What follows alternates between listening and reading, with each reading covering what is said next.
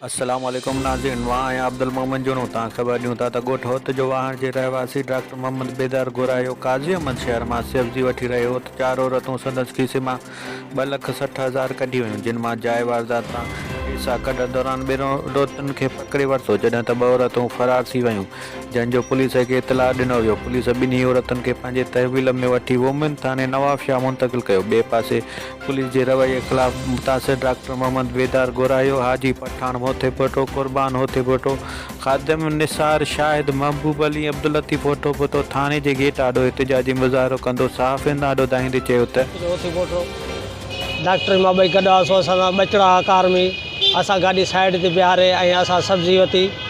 मां हिकिड़े साइड ते बीठो त डॉक्टर ॿिए साइड ते बीठो, हुनखे 4 मायूं हिकिड़ियूं चौफेर सोड़ो करे वियूं, पर असांखे इहा ख़बर कान हुई। भाॼी वठण जे बहाने सां जेको आस्ते आस्ते डॉक्टर जा पैसा कढियऊं, जॾहिं डॉक्टर खीसे में हथ हुयो त ओॾी महिल मूंखे चई चया मुंहिंजा पैसा निकिरी पिया त सब्जी वारनि चयो त इहे अथव दश कंदा। असां उन्हनि खे भॼी पहुतो त 2 मायूं जेके आहे सो अधु पैसा करे फ़रार थी वियूं।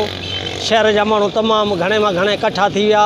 पोइ 2 मायुनि खे असां पाबंद कयो। उन खां पोइ मूं मुंहिंजो भाणे जो मिठल उनखे मूं फ़ोन कई त पुलिस ते इतलाह ॾे। पोइ 10-15 मिंट खां पोइ पुलिस आई।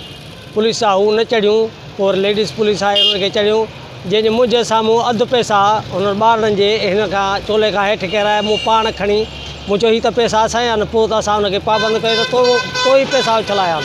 पोइ उन्हनि पैसा जी हीअ ज़ात आहे, हीअ नालो आहे, जा असां 4 मायूं पाण में हुयूं जेके 2 जवान ज़ालियूं हुयूं ऐं हिकिड़ी हिननि सां पोड़ी ऐं हिकिड़ी छोकिरी खे ॿारड़ो गॾु हो। हूअ इहा ई चवंदी त असां पैसा तव्हांजा कोन कढिया न। हिकिड़ी खिलंदी रही, हिकिड़ी वरी क़ुर शरीफ़ खणी आई, माना जेके बुक नमूने सां। पुलिस खे असां चयो त हीअ 4 ई असांजा ॾोहिनि, हिननि पैसा कढिया न। पुलिस 2 खे मन मस्ती करे पंहिंजा 5 रुपया वठी ऐं उन्हनि खे छॾे ॾिनो। 2 खे चयूं त असां जेको सो नवाब शाह थाणे ते मोकिलियो आहे। असांजे हींअर ॻाल्हायो त असां सां वॾे मुंशीअ तमामु माना बद इख़लाक़ सां ॻाल्हायो ऐं असांखे को बि SHO मुंहुं न ॾिनो। असां उन्हनि खे चयो त बाबा असां शहर जा माना बाइज़त माण्हू आहियूं, असां सां गॾु हिते ॿचड़ा ऐं असां पाबंद करे तव्हांखे हुते छॾियो आहे। ॿियो हिकिड़ो SHO आहे त SHO असां त नाअहली कई आहे। SHO हिकु त हुननि ते FR कटे ऐं उन खां बाद में हू माण्हू पाबंद करे ऐं असांजो जेको ₹1 आहे असांजो हक़ी आहे उहो असांखे रिकवरी ॾे।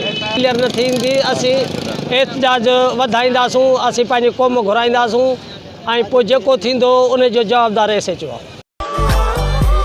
सिंधी मेज़बानी जी सुञाण टपाल मेज़बान। तव्हांजे पंहिंजे स्टाफ जूना मुरे ते हर क़िस्म जो AC DC सोलर सिस्टम बारे दस्तियाब आहे। प्रोपराइटर अरशद अली।